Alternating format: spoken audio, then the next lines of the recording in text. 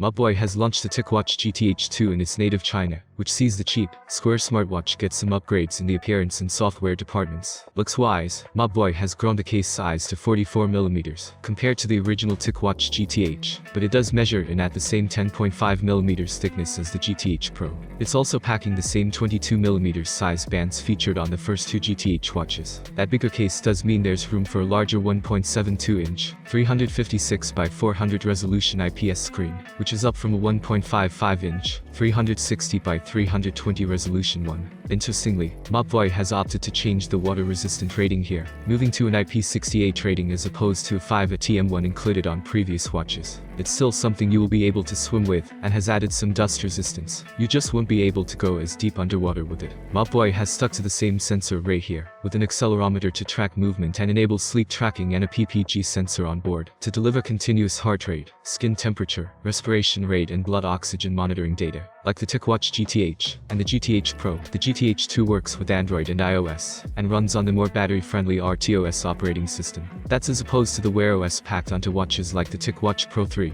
so that means no Google apps or features like contactless payments. Instead, you'll get access to Mobvoi's own suite of apps to cover things like women's health tracking, guided breathing exercises and stress tracking. There's still no GPS, but exercise modes have ramped up to over 100, and there's automatic exercise recognition available for some activities. What it does seem to miss out on are the bigger heart health tracking features that were introduced on the GTH Pro, which offers users the ability to measure arterial health through PPG sensors placed on the rear and side of the smartwatch. On the smartwatch front, you've got your pick of over 100 plus watch faces. There's the ability to view notifications, control music playing on your phone, remotely snap smartphone photos, and now you can take calls when paired to your phone over Bluetooth. Battery life remains the same as the original, promising up to 10 days for the same size battery. We'd expect that number will likely drop to a week when all health monitoring features are in use, which was the case on the first GTH. The TicWatch GTH 2 is only on sale in China at the moment, and is currently priced at 299 yuan on Mobvoi's website, which works out to about $43. Those conversions suggest a slightly cheaper launch price this time. The changes on the GTH 2 do seem to be pretty minor. That screen is bigger, but it's the same IPS display technology, which isn't quite as impressive as the mold ones you can now find at this price. There's more sports mode, but there's still no GPS, and while the addition of Bluetooth calling promises a richer smartwatch experience, it's not a rare feature anymore to find at this price. The big surprise here, though, is why it doesn't seem to be getting those more innovative health features that were introduced on the GTH Pro. Maybe Mobvoi will look to add those in for a global version of the GTH 2, if it decides to ship it outside of China. Do you still have questions? If so, write to me in the comments below. I will try to answer everyone. Thanks for watching, have a nice day, and see you soon.